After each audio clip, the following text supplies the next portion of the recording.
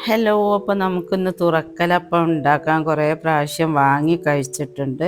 അപ്പോൾ ഒന്ന് ഉണ്ടാക്കി നോക്കാമെന്ന് വിചാരിച്ചു. ആദ്യം 2 ടേബിൾ സ്പൂൺ ഈസ്റ്റ് നമുക്ക് നേരിയ ചൂടുവെള്ളത്തിലിട്ട് പൊങ്ങിയതിന് ശേഷം ഞാൻ 2.5 കപ്പ് മൈദയും ഒരു നേരിയ ചൂടുവെള്ളം കൊണ്ട് തന്നെ നന്നായി കുഴച്ചെടുത്ത് റെസ്റ്റ് ചെയ്യാൻ വെച്ചു.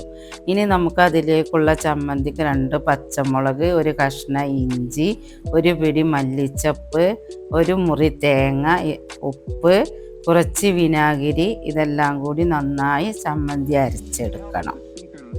പിന്നെ കുറച്ച് ബോൺലെസ് ചിക്കൻ ഉപ്പും കുരുമുളകും ഇട്ട് വേവിച്ചത് നമുക്ക് ജസ്റ്റ് ഒന്ന് ഗ്രൈൻഡറിൽ കറക്കിയെടുക്കണം. കൂടുതൽ അരഞ്ഞു പോകരുത്. പിന്നെ മയോനൈസ് തയ്യാറാക്കാൻ ഒരു പൊട്ടാറ്റോ വേവിച്ചത്, 4-5 വെളുത്തുള്ളി, കുറച്ച് സൺഫ്ലവർ ഓയിൽ, നല്ല തണുത്ത പാല്, കുറച്ച് വിനാഗിരി. ഇത് നന്നായിട്ട് അടിച്ചെടുത്താൽ നല്ല വെജിറ്റബിൾ മയോനൈസ് നമുക്ക് റെഡിയായി. പിന്നെ ഒന്നിലും ഉപ്പ് ചേർക്കാൻ മറക്കരുത് കേട്ടോ. നമ്മുടെ ഡോ 3 മണിക്കൂർ കഴിഞ്ഞ് നന്നായി പൊങ്ങിയിട്ടുണ്ട്. ഇത് നമുക്ക് കൗണ്ടർ ടോപ്പിലിട്ട് മൈദപ്പൊടിയും ചേർത്ത് 2 പോർഷനാക്കി എടുത്തിട്ട് വലുതാക്കി പരത്തിയിട്ട് വീഡിയോയിൽ കാണുന്നത് പോലെ ഒരു റൗണ്ട് ആയിട്ടോ അല്ലെങ്കിൽ റൗണ്ട് ഗ്ലാസ് ആയിട്ടോ നമ്മൾ ജസ്റ്റ് ഒന്ന് ആദ്യം അടയാളപ്പെടുത്തുക. എന്നിട്ട് നമ്മൾ അതിലേക്ക് ഫില്ലിങ് ഇട്ട് കൊടുക്കണം.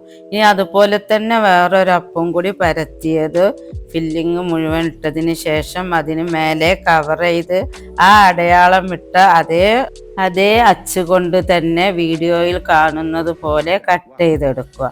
ഇനി അഥവാ ശരിക്കും ഒട്ടിയിട്ടില്ലെങ്കിൽ നമ്മൾ നന്നായിട്ട് ചെക്ക് ചെയ്തിട്ട് ഫ്രൈ ചെയ്യുന്ന മുമ്പേ ഒട്ടിച്ച് കൊടുക്കണം.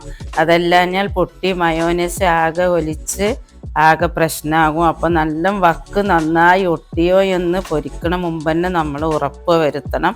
അങ്ങനെ നമ്മുടെ അടിപൊളി തുറക്കലപ്പം റെഡി ആയിട്ടുണ്ട്. എല്ലാവരും ട്രൈ ചെയ്യണം. ഇതൊരു പ്രത്യേക ടേസ്റ്റാണ്. ആ ചമ്മന്തിയും ചിക്കനും മയോനൈസും എല്ലാം കൂടി ഉള്ളൊരു പ്രത്യേക ടേസ്റ്റാണ്. ഇനി ഇങ്ങനെ അല്ലാതെയും ഓരോ റൗണ്ടാക്കി കട്ട് ചെയ്തിട്ട് നമുക്ക് ഫില്ലിങ് ചെയ്തിട്ട് മുകളിൽ വെച്ച് ഓരോ റൗണ്ടും നമുക്ക് കട്ട് ചെയ്ത് ഫില്ല് ചെയ്ത് കൊടുക്കാം.